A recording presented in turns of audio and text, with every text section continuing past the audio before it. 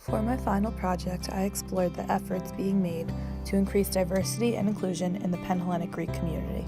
I spoke to 3 sorority women, each of whom are passionate about making sorority life diverse and inclusive for all. My name is Jessica Sirota, and I'm the outgoing Vice President of Diversity and Inclusion on the Pan-Hellenic Executive Board. One change that I've implemented is I started something called Diversity Word of the Week.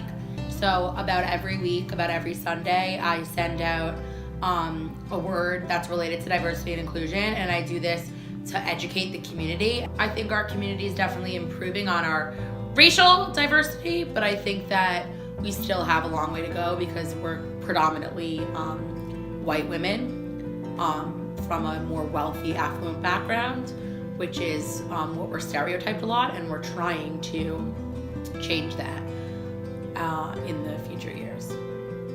My name is Kendall Hurwitz, and I'm the president of Alpha Epsilon Phi at the University of Maryland.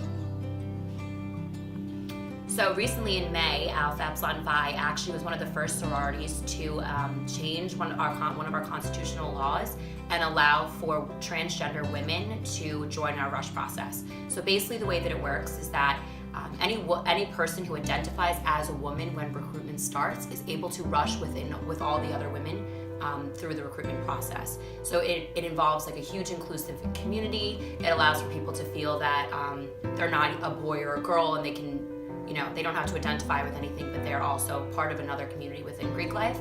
And it calls for a very inclusive environment where people definitely feel comfortable in their own skin, which I think is incredible.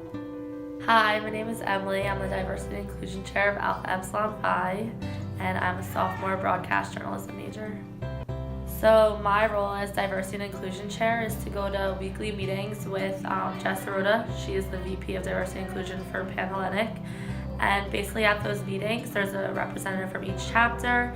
It really changes what we discuss on a weekly basis. I was lucky enough to get the opportunity to attend a diversity and inclusion meeting like the one Emily described. The meeting was led by Jessica Sirota, and the topic of discussion was addressing people utilizing their preferred pronouns, which is an issue that will be contemplated during formal recruitment in the spring. Hey, what are your pronouns? It's not even preferred pronoun because it is their pronoun. So some people go by he, some people go by she, some people actually use the pronoun they. You can avoid mistakes by just saying them, theirs, they. Their gender is still valid regardless of whether or not you understand it.